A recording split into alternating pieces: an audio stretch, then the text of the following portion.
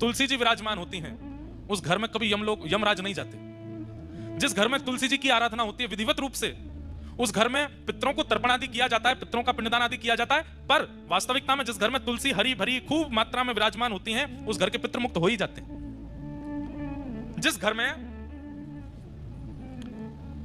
चंदन घिसने के बाद में तुलसी जी को थोड़ा सा, तुलसी जी की जो काष्ठ होता है या तुलसी जी का पत्र घिस करके चंदन में अगर मिला दिया जाए थोड़ा सा, और उसको ठाकुर जी को निवेदित किया जाए, फिर ठाकुर जी को निवेदित करने के बाद अपने अंग पर लगाया जाए, तो जन्म से लेकर के तुलसी अंकित चंदन लगाने तक, उस दिन तक जितने पाप बने सब नष्ट हो जाते हैं तुलसी जी का चंदन लगाने से।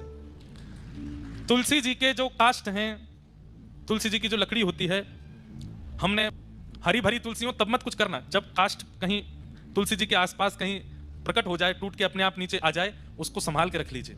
नित्य उस काष्ठ में थोड़ी अग्नि प्रज्वलित करो, उससे दिया जलाओ, दिया जलाने के बाद उस अग्नि को बुझा के उसकी रज अपने माथे से लगा के काष्ठ को रख दो।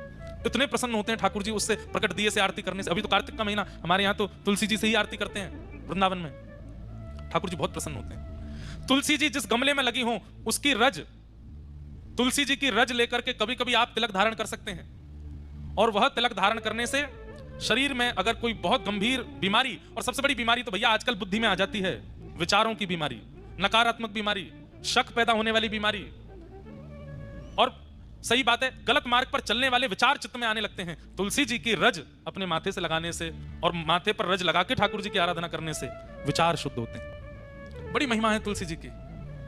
ऐसी तुलसी महारानी को हम बारंबार प्रणाम करते हैं, अपनी गुरु परंपरा का पाठ करते हैं। अरे छोटे छोटे बच्चे अध्ययन भी करते हैं, अपने पढ़ाई स्कूल की कर रहे हैं, तो तुलसी जी का गमला तो बहुत सामान्य, उठा करके अपने कक्ष में विराजमान कर लो पढ़ते समय, और अपने पास में तुलसी जी रख करके आप पढ़ना प्रारंभ कीजिए। जो पढ़ेंगे भूलेंगे नहीं।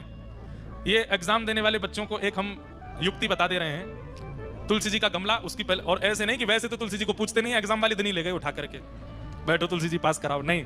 तुलसी जी की नित्य आराधना आज से ही शुरू कर दीजिए। आज्ञा लेकर के तुलसी जी के पत्र तोड़ने चाहिए। द्वादशी के दिन तुलसी जी के पत्र नहीं तोड़ने चाहिए। तुलसी जी के जितने भी पत्र और आदि आदि जो नीचे गिर जाते हैं, उन सबको भी प्रणाम करके सबको इकट्ठा करना चाहिए। अगर वो बहुत सूख जाएं तो उनका चूरा बना करके, जिस दिन निषेध है तुलसी जी तोड़ना, उस दिन वही प्रयोग करके ठाकुर जी का भोग लगाया जा सकता है। और तुलसी जी की एक और महिमा, अगर तुलसी जी तोड़ नहीं सकते हैं, तुलसी जी का चयन नहीं कर सकते हैं, तो ठाकुर जी पर चढ़ी भई तुलसी उठाओ, उस पर नेक जल डालो, वही दोबारा भोग में अर्पित कर दो, वो पवित्र ही मानी जाती है। तुलसी जी की बनी कंठी माला कंठ में धारण करने वाले व्यक्ति के पीछे पीछे ठाकुर जी खींचे चले जाते हैं। जहां जहां वो व्यक्ति जाता है ठाकुर जी कहते हैं मैं संग ही रहता हूं। जो गले में कंठी माला पहनता है तुलसी जी के, जो तुलसी जी के मन के पर नाम जप करता है, भगवान कहते हैं कि उसके नाम जप से, मंत्र जप से मैं बहुत प्रसन्न रहता हूं।